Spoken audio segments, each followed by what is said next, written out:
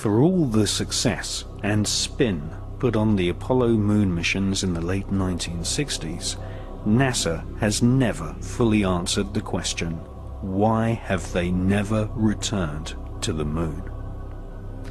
Some ex-NASA employees know the answer, and that is that the moon is crawling with aliens.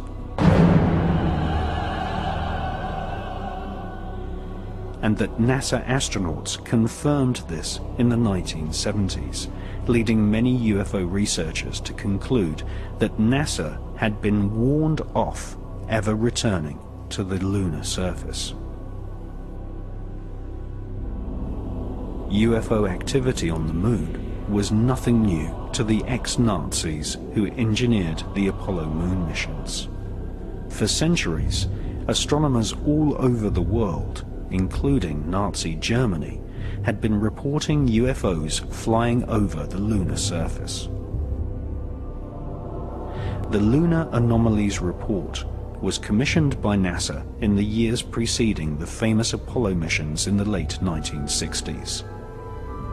For more than 3 years, NASA financed several research scientists to collate a catalogue of anomalous lights which had been reported on the lunar surface by leading astronomers and scientists since the Elizabethan era. In 1968, the public version of the NASA research was published under the title Document R277.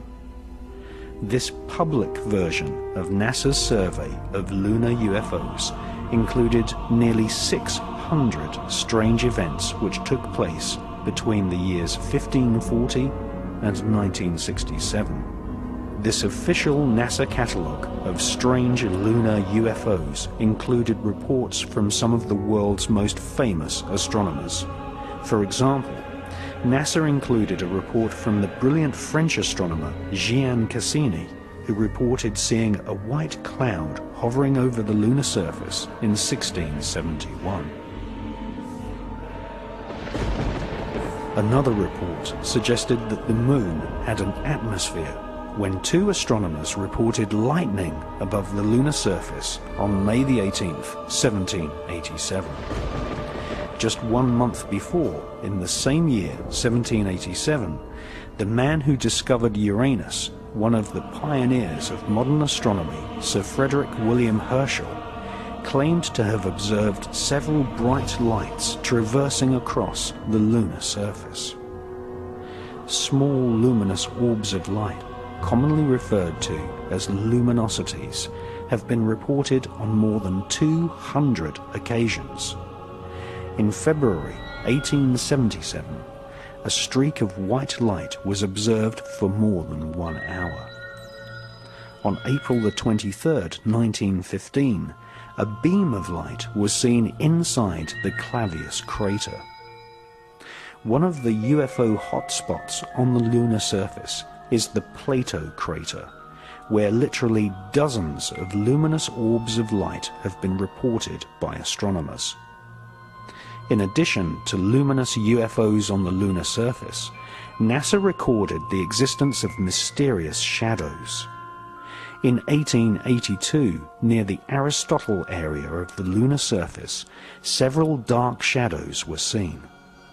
On September the 13th, 1959, astronomers were unable to photograph the Lithro area of the lunar surface due to a large dark mass obscuring the terrain. And on September the 11th, 1967, Canadian astronomers reported a black cloud with violet edges floating across the Sea of Tranquility, the exact area chosen by NASA for the first Apollo moon landing in 1969.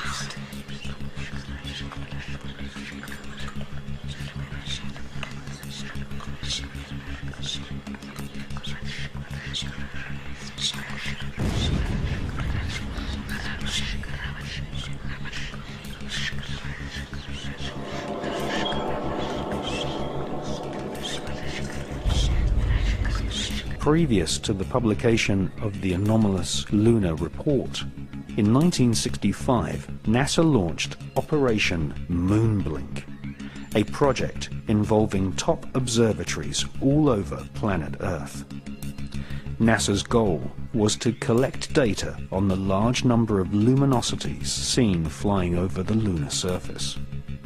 Operation Moonblink also investigated various large structures which had been photographed by unmanned NASA satellites.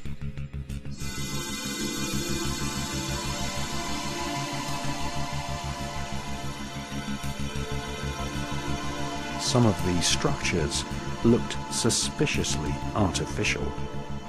In 1953, the science editor of the New York Herald Tribune had reported seeing a 12-mile-long structure, possibly a bridge, on the edge of the Mare Crisium crater. This structure could have been caused by volcanic activity. British astronomers Dr. H.P. Wilkins and the presenter of the world's longest-running TV series, The Sky at Night, Sir Patrick Moore, both confessed that the so-called bridge in the Mare Crisium crater had just popped up from nowhere. In preparation for the NASA Apollo moon missions, Orbiter 3 was dispatched to take photographs of some of the moon's most interesting structures. In the Ucurt area of the moon, a large vertical structure stands proud of the lunar surface. It has been nicknamed the Shard. Another curious object photographed by Orbiter 3 is the so-called tower, which some astronomers claim is over a mile thick and could be 5 miles high.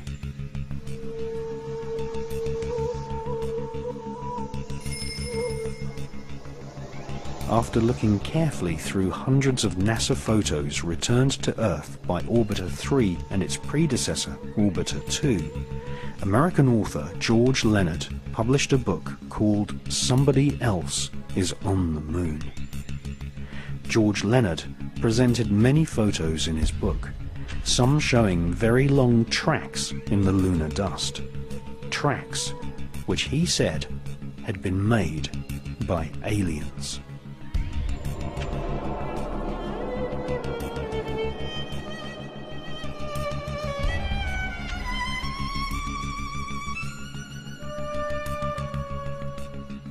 Sightings of UFOs flying across the lunar surface are still going on to this day. In Japan, amateur astronomers have videotaped spherical luminosities using celestron telescopes.